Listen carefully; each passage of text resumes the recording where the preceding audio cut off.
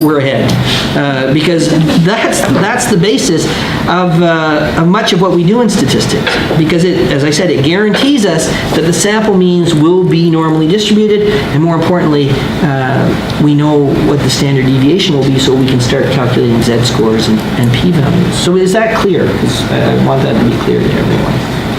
Okay, it took me a long time to understand the central limit theorem. And that may be just because I'm not so bright, but it may also, I don't think it's well explained. So the beauty is, the magical part is, we can now invoke the central limit theorem to invoke those convenient features of the normal distribution and make quantitative statements. Because it's normally distributed, the mean plus or minus 2 standard errors will contain the true mean with 95% confidence. The mean plus or minus 3 standard errors will contain the true mean with 99% confidence. The normal distribution has other convenient properties. For example, if we have two means, say birth weight in white babies and birth weight in non-white babies, the difference between those two means will also be normally distributed, and the standard error can be calculated from knowing the standard deviations in the two samples. So again, we can calculate a 95% confidence interval for the difference. And where that becomes important, let's look at our actual data. The difference between white and non-white babies is 320 grams between the means. The standard error is 104 grams. I have a null hypothesis. My null hypothesis, which we'll talk about more next time, is that there's no difference between the two means. This is just sampling variation. I calculate a z-score. The z-score is 3.1. So now I have a quantitative statistical question.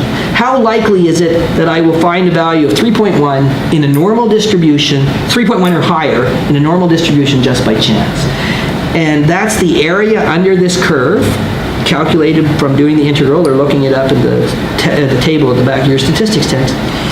And that's called a one-tailed test, the probability represented by this area. Normally, we don't know in advance whether whites are going to be heavier or less heavy than non-whites. And so we're interested in what's the probability of having a value in this tail, the upper tail, or a value in this tail, the lower tail. And that's called a two-tailed test.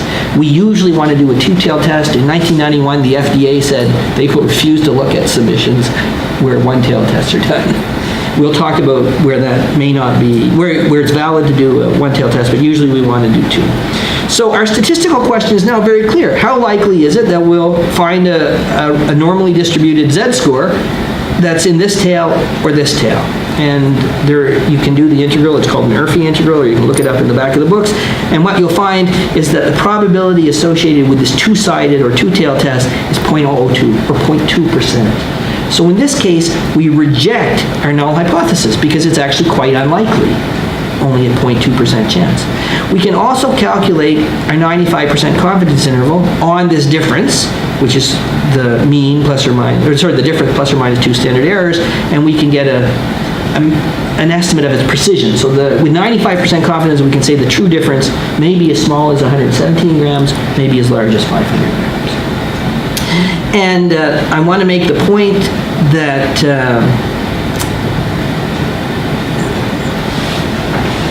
actually, I'll come back to that. I want to make a couple of points. Firstly, I want you to notice that I can't prove there's a difference. All I can say is it's likely or unlikely. That is the nature of science. That's the good thing about science. I also want to make the point that in the medical literature, we choose p equals 0.05 or plus or minus 2 standard deviations as our level of statistical significance to reject the null hypothesis. We call that the 2 sigma level of confidence. There's nothing magic about that. Fisher assumed it for his agricultural genetics studies. Any of you who watched the CERN press release the press conference a couple years ago where they were proving the existence of the Higgs boson, they talked about 6 sigma levels of confidence, which is a p-value of 10 to the minus 18. So there is nothing magical about 0.05. That's just a tradition in the literature. The other question, you may wonder why I used a Z distribution. That was just easier, but in fact the T distribution is very similar because we have 189 observations. So everyone should do a t-test once by hand. We just did it. After that, that's not how we're going to do it. We're going to ask our statistical software to calculate it, and as we'll learn in the lab, we ask for a t-test. looking at birth rate in each race category, and it's a two-sided test, a two-tailed test, and the t-statistic is exactly the same as the z, it's 3.1, the p-value is exactly the same, and the 95% confidence interval is exactly the same. So the software will do it for us. It's really important to appreciate that there are variations on this theme. This is what we call a two-sample test. We're comparing the mean in two different samples, whites and non-whites. And we also did a two-sided test where we said we don't know in advance the direction of the change. So let's take those one at a time. Let's say there were 10 earlier studies that showed whites weighed more than non-whites. In this case, we may a priori hypothesize that we're only looking for differences in the upper tail, and it might be legitimate if we can persuade reviewers to that effect, that to do a one-sided test. Usually we'll do two-sided tests. The other,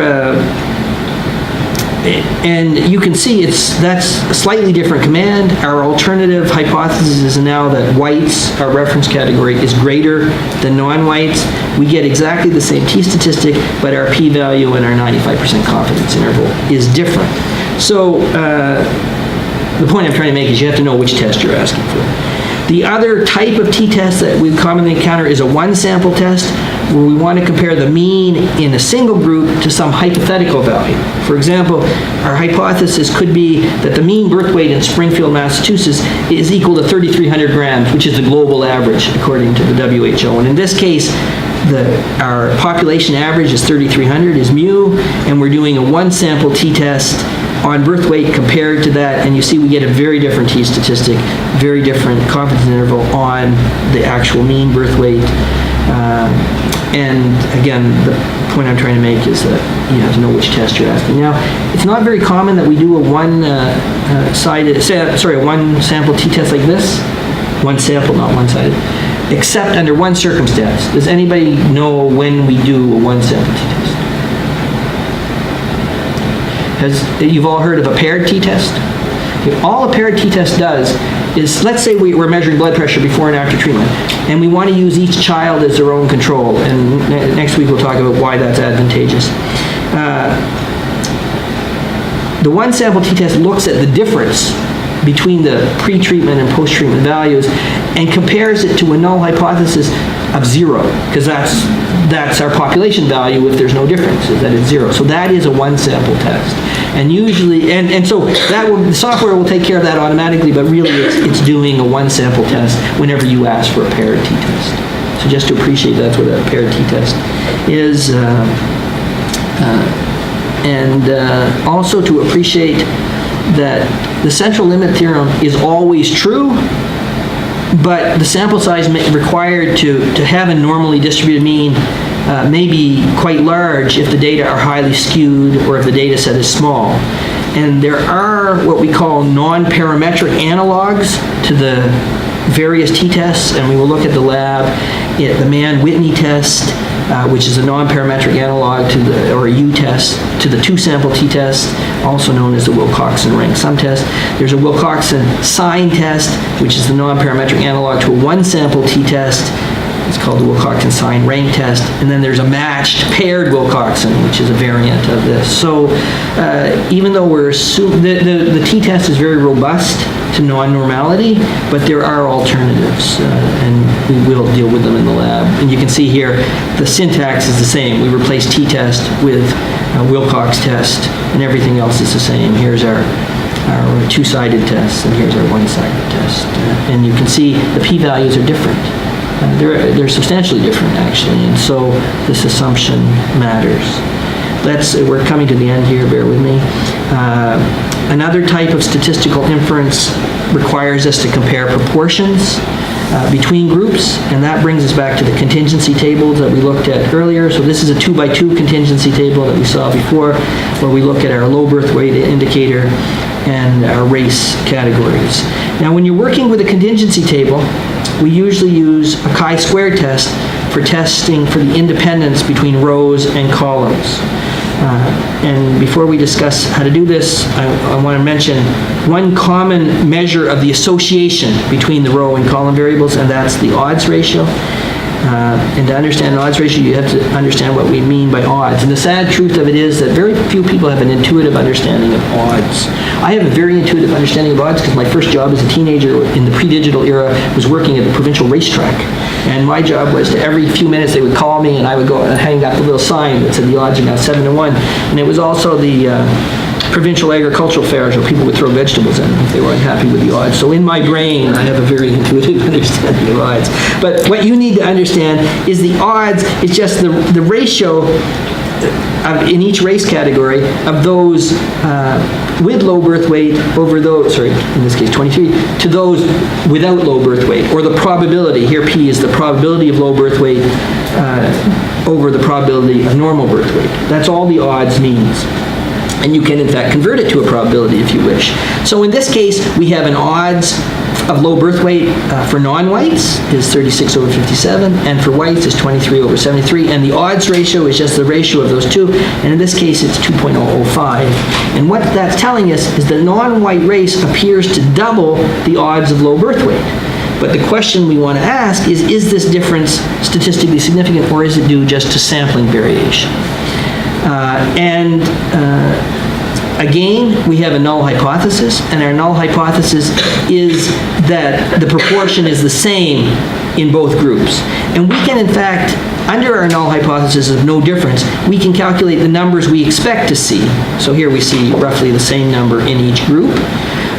And this is our observed count table, this is our expected count table, and we are then going to look at the difference between observed and expected counts.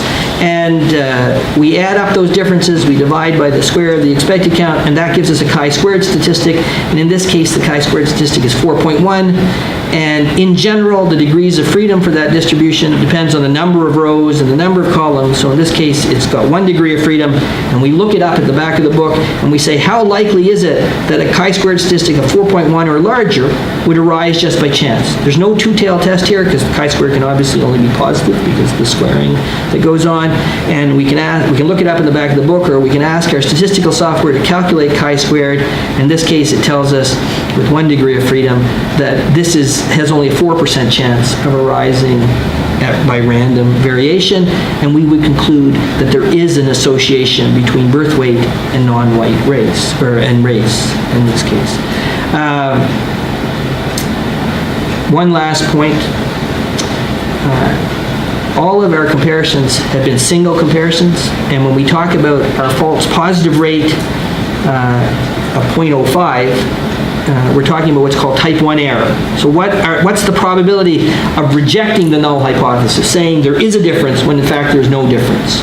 And we usually set the type 1 error rate at 0.05. We say the alpha for our test is 0.05, and that's just the risk we're willing to live with. And we might want to make it tighter or less rigid depending on our specific application, but in general we talk about 0.05. Type 2 error, we'll talk about in study design later, is the opposite. It's a false negative rate. There's a real difference there, but we fail to see it just by random chance. And we talk about the beta, and we're usually willing to live with a type 2 error rate of 10 or 20%. And just to confuse you further, we talk about the power, which is 1 minus beta, so we say the power is 80 or 90%. So that means we have an 80 or 90% chance of seeing a real difference. That's all power means. Now, the problem is that our experiment-wise, type 1 error rate is usually 0.05. So that's the chance of making a false positive conclusion for one comparison. As we do more comparisons, that multiplies. And we have to worry about the family-wise error rate, which is what's the risk of making at least one false conclusion. And I just want to show you, because it's scary, that 13 comparisons, which is not a huge number, gives you a 50% chance of at least having one false positive conclusion. So how do we deal with multiple comparisons? Firstly, we focus on a priori hypotheses. We do as few comparisons as possible. We don't go on a fishing expedition. We avoid unplanned comparisons. Secondly, sometimes we have to adjust for multiple comparisons. And so you've probably learned about the Bonferroni correction. So it's very straightforward. If your cutoff is 0.05 and you do m comparisons, then your cutoff is now 0.05 divided by m. So if we do 10 comparisons, we're going to require 0.005 before we declare statistical significance. This is a very conservative assumption. It assumes independence of the test, which is almost never the case, and it obviously increases our, if we're not willing to declare a difference unless it's highly significant, we're going to get more type 2 errors, more false negative results. And that's the trade-off, inevitably, that we trade off type 1 for type 2 error. In the literature and in your own work, what you'll see is that if all hypotheses are a priori and you've spelled them out transparently in your methods, we usually don't provide a correction. The readers can do it in their head.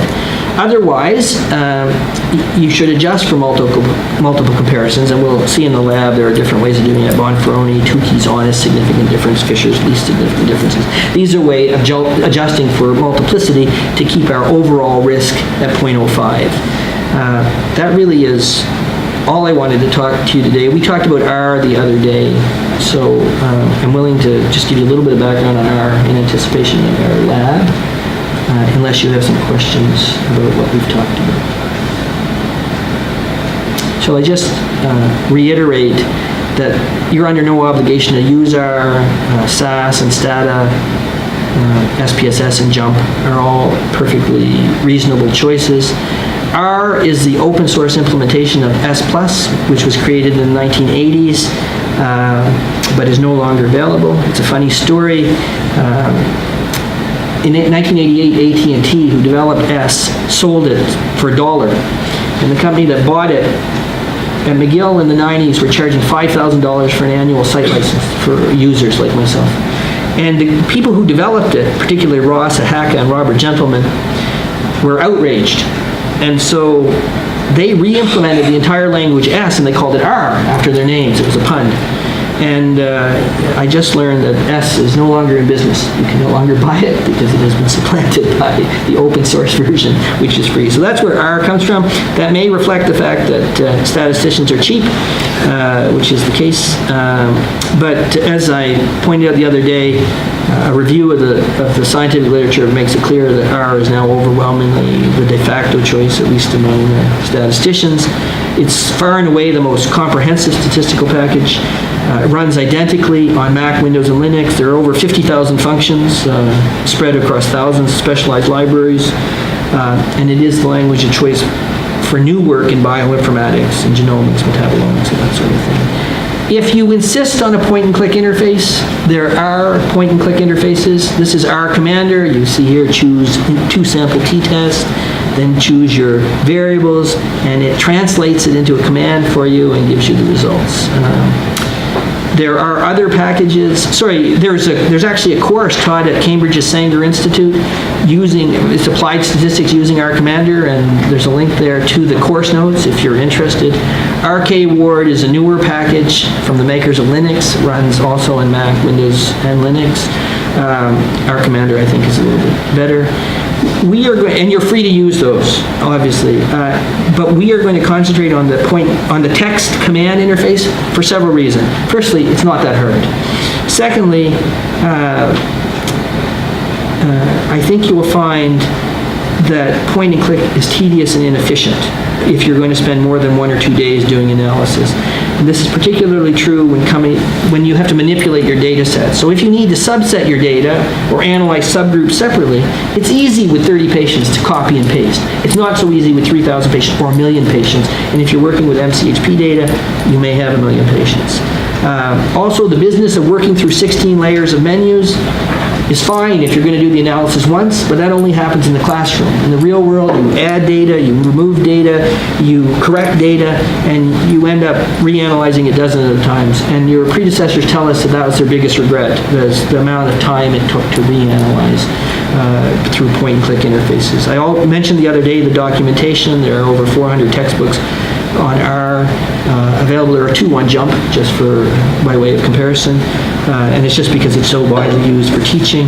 And there are more subtle limitations. There is no package, and I'm talking SAS, SPSS, there is no package that gives you full access to all the functions and options through the point-and-click interface.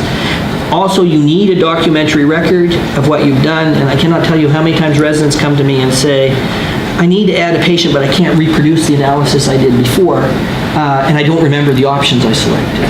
having your code there means you have a documentary record, and it means you can rerun it just in a single click. So I think you'll find that you'll have to trust me in the beginning, but I think you'll find that it is advantageous to learn the dozen commands that you have to do. I know nobody expects you to memorize them, and that's why I've spent the last month, Celia and I, creating that biostatistics primer so that you'll have a template to copy and paste for your own commands. I have 5 minutes. Would you like me to talk about some projects that I might suggest for?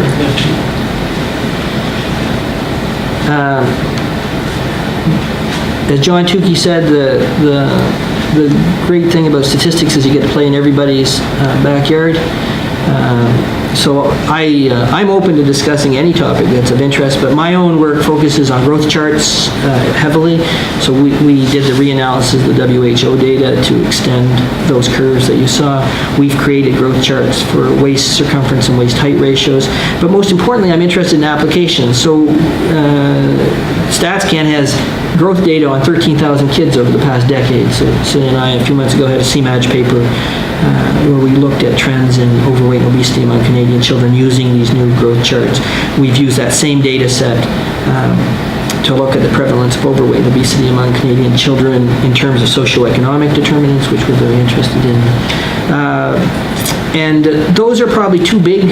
If anyone's interested, there's wonderful data from StatsCan, including updates that have just come out or about to come out for on these 13,000 kids. So another round that needs to be updated. But I think for most people that's too large a project, and I would urge you to focus on something that's discrete and manageable within your time frame. And so one question that Celia and I had thought about was, there was a promise that the electronic medical records would improve our use of growth charts because everybody gets plotted automatically when their blood pressure is measured or their head circumference is measured. And I don't think that's true.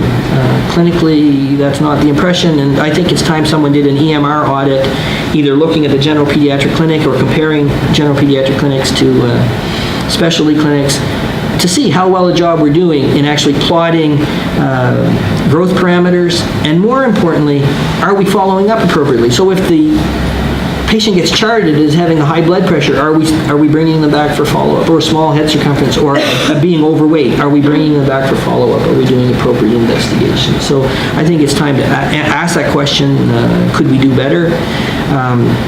I'm a nephrologist, as you know. I mentioned the other day that I do a lot of work applying what we call multivariate classifiers, which are systems for looking at patterns in large amounts of data. So we measure hundreds of metabolites like acetyl-CoA and citrulline in the urine, and we try to make non-invasive diagnoses of, largely we've developed these methods in transplant rejection, but we're now looking at other types of renal injury. So we have data on immunosuppression for anyone who's interested in transplant biology, on biopsy evidence of toxicity and whether or not we could diagnose that non-invasively.